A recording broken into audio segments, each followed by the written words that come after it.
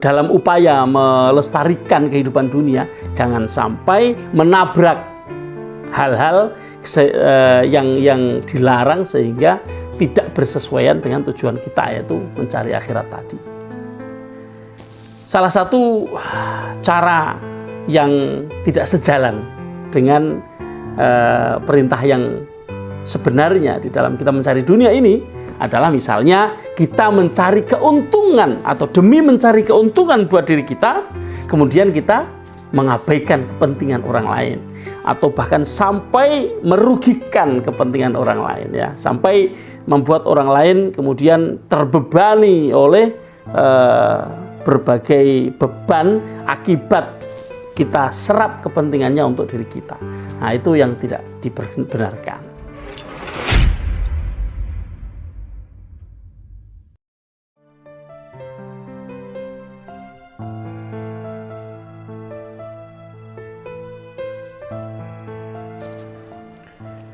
Halo, assalamualaikum warahmatullahi wabarakatuh. Selamat malam teman-teman para pemirsa Sandikala. Ketemu lagi dengan saya Mithan Anis di channel yang Anda tunggu-tunggu. Teman-teman, apa kabar malam ini? Mudah-mudahan teman-teman semuanya sehat, ya. Sehat jasmani, sehat rohani, sehat segala-galanya. Dan untuk itu teman-teman mesti selalu bersyukur kepada Tuhan, ya, kepada Allah Subhanahu wa taala. Teman-teman, malam ini sedikit saya ingin berbagi, ya. Berbagi ngobrol aja lah, sharing kepada teman-teman. Ini teman-teman, kita tentu tahu, ya, ada begitu banyak orang yang saat ini merasakan kebingungan yang luar biasa. Bingung karena apa? Bingung karena perubahan cara bertahan hidup yang demikian ekstrim. Ya, saya kira teman-teman merasakan seperti apa yang saya rasakan juga. Dan ini dirasakan oleh begitu banyak orang. Bahkan ini tidak hanya terjadi pada mereka yang lemah secara akses modal dari dulu, tapi juga orang-orang yang dulunya mempunyai akses modal yang kuat, ya, mempunyai akses terhadap keuangan yang bisa dikatakan mudah. Hari ini teman-teman semuanya merasakan kesulitan yang sama, ya. Kita hidup di dalam era dengan perubahan yang sangat drastis. Di saat-saat seperti ini teman-teman, bersyukurlah kalian yang tidak menumpahkan hari-hari kalian untuk hanya sekedar memikirkan bagaimana mengumpulkan uang. Karena pada kenyataannya alih-alih mengumpulkan uang, justru banyak yang terjebak pada keadaan di mana mereka justru mengumpulkan utang. Nah, ini. Ya, meskipun yang seperti ini ya tidak terjadi sekarang saja, dari dulu sudah selalu ada kasus-kasus seperti itu aja. Orang-orang yang hidup di dalam situasi seperti itu ada aja. Tapi di zaman ini, di era ini, di mana perubahan saya katakan ekstrim tadi, itu semakin banyak yang mengalami. Alih-alih mengumpulkan uang, justru mengumpulkan utang. Saya jadi ingat teman-teman akan firman Allah di dalam Al-Quran. Allah berfirman begini, A'udzubillahi minasyaitonirrajim. Wabtaghi fima atakallahu ad-daral akhirah wa la tansa nasibaka minad dunya wa ahsin kama ahsanallahu ilaika. Wabtaghi fima atakallahu, dan carilah fima atakallahu dengan cara dengan sarana yang sudah diberikan kepadamu oleh Allah. Mencari apa? Mencari ad-daral akhirah, mencari kehidupan kekal di akhirat nanti. Jadi perintah kita hidup di dunia ini sebagaimana di ayat yang lain, wa ma khalaqtul jinna wal insa illa liya'budun, ya. Kami Tuhan maksudnya tidak menciptakan jin dan manusia kecuali untuk beribadah. Artinya untuk mengumpulkan bekal bagi kehidupan yang langgeng di akhirat sana. Tapi ada terusan ayat yang tadi saya baca pertama. walatan sanasi baga minat dunia, dan janganlah kalian melupakan nasib atau bagian kalian di dunia. Nasib itu bagian ya. Karena kalian masih hidup di dunia, maka jangan sampai kalian melupakan begitu saja bagian kehidupan kalian di dunia. Wa ahsin, dan berbuat baiklah, kama ahsanallahu ilaika, sebagaimana Allah sudah berbuat baik kepada kalian. Teman-teman, ayat ini seakan-akan hanya menyuruh kita mencari akhirat saja. Tapi sebenarnya tidak. Di sini bukan serta-merta kita dibatasi hidup kita hanya untuk akhirat, tapi kita diingatkan oleh Allah bahwa ayo jangan sampai lupa bagian kalian di dunia, bagian penghidupan kalian di dunia. Jadi kalau dipahami dari ayat ini ya bisa bermacam-macam pemahaman ya. Misalnya ya dunianya sekedar jangan dilupakan saja. Tapi yang tersirat di dalam ayat ini teman-teman ya, ada yang tersirat apa? Allah tidak melarang kita untuk kaya raya. Allah tidak melarang kita untuk kaya raya. Yang penting kekayaan kita jangan sampai menjadi tujuannya. Nah gitu. Makanya kalau berdoa wala taj'alid dunya akbara hammina wala mablagha ilmina, janganlah engkau bikin kami, ya Allah, janganlah engkau buat kami menjadi orang-orang yang hanya melulu menjadikan dunia ini sebagai tujuan yang terbesar kami, jadi cita-cita terbesar. Nah, karena apa? Karena cita-cita terbesar bukan dunia, tapi dunia ini mesti kita lestarikan gitu loh. Kita lestarikan sehingga tidak ada larangan untuk kita menjadi kaya raya. Hanya saja ketika kita ingin menjadi kaya raya, nah itu tadi, jangan itu dijadikan sebagai tujuan yang utama.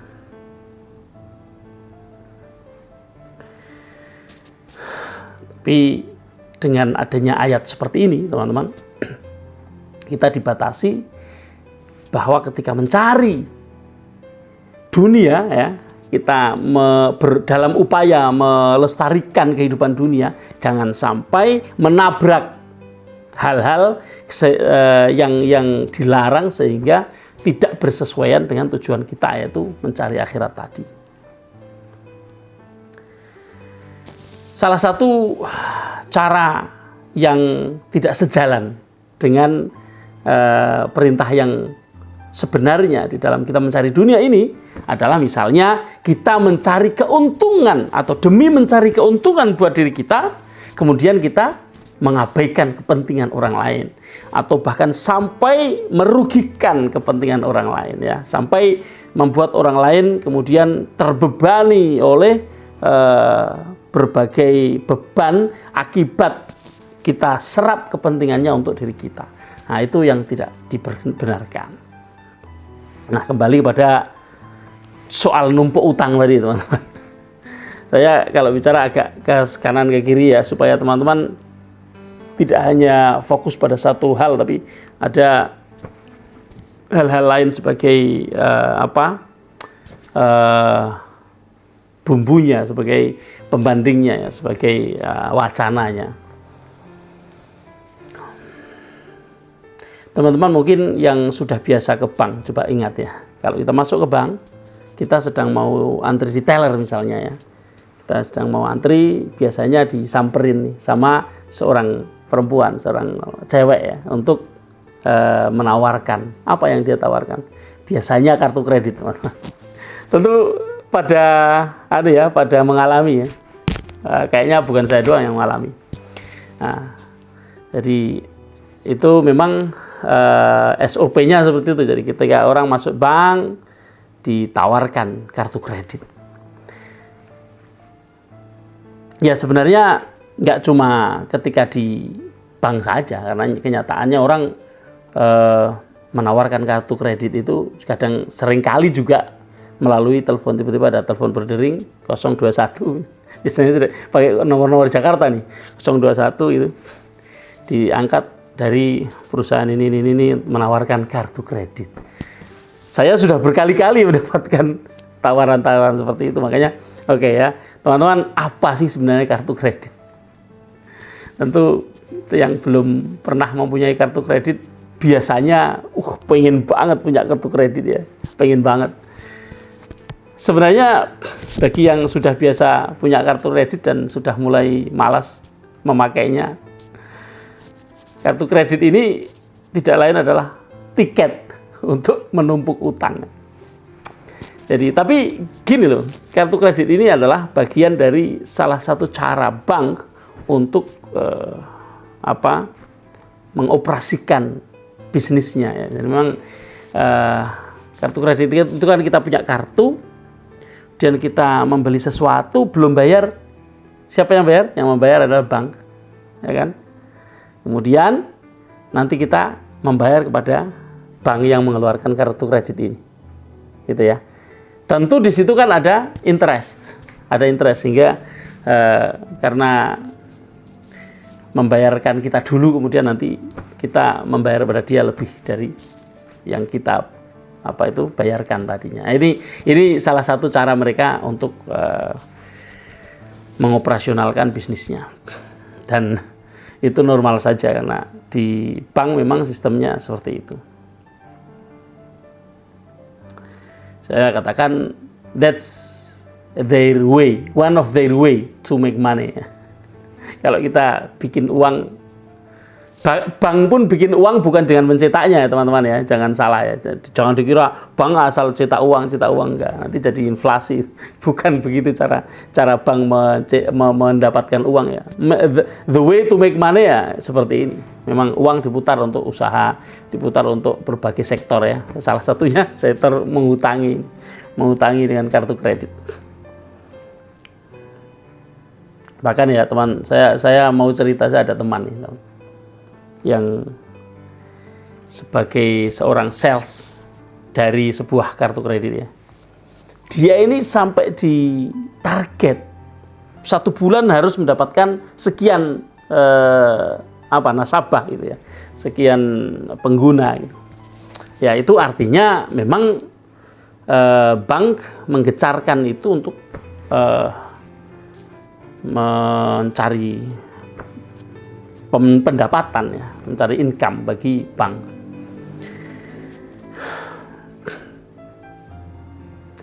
Cuma gini teman-teman, kartu kredit ini kan sudah lama ya, dari dulu kita banyak yang tahu. Tapi ada satu hal yang mungkin teman-teman belum aware, belum menyadari adanya hal ini. Belakangan ini ada satu aturan teman-teman, di bank itu kalau kita ngutang, misalnya kita mau ngutang 1 triliun, kita tunjukkan semua proposalnya yang mau kita kerjakan dengan 1 triliun itu, kita bayar dulu kepada mereka. Berapa? 1 triliun berarti 50 miliar. Ya memang rada berasa aneh itu, mau utang kok malah ngasih uang dulu. Ya tapi memang begitu teman-teman. Ya, jadi orang kalau mau utang 1 triliun itu ya kalau hanya 50 miliar dia tuh punya ya. Orang yang mau utang 100 juta ya 5 juta tentu punya kan gitu. Paham ya? Oke lah. Kita mau ngutang 1 triliun misalnya, kita mesti kasih dulu uang di depan ya. Habis itu ketika mau landing pencairan teman-teman ya, masih bank itu memberlakukan diskonto namanya, diskon dari misalnya 1 triliun itu sekian persen. Jadi kita berhutang 1 triliun tapi kita terimanya tidak 1 triliun. Ya, paham teman-teman ya. Kita berhutang 1 triliun, nanti mengembalikannya berapa itu kan sudah ada hitung-hitungannya.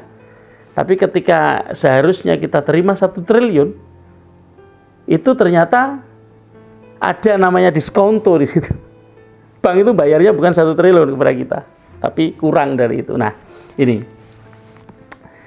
ini satu hal yang memang karena baru, teman-teman saya kira belum pada tahu.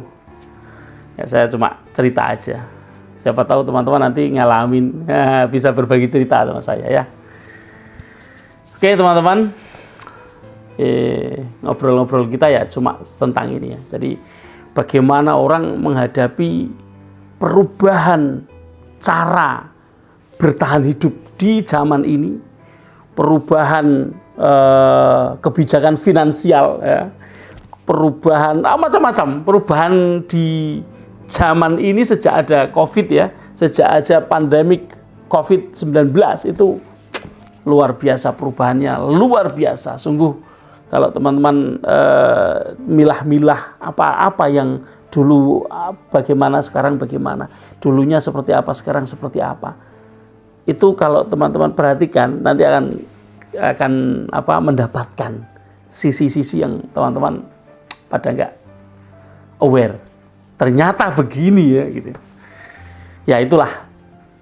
Semoga saya mendoakan ya teman-teman semuanya, para pemirsa Sandikala, mudah-mudahan teman-teman termasuk orang-orang yang tidak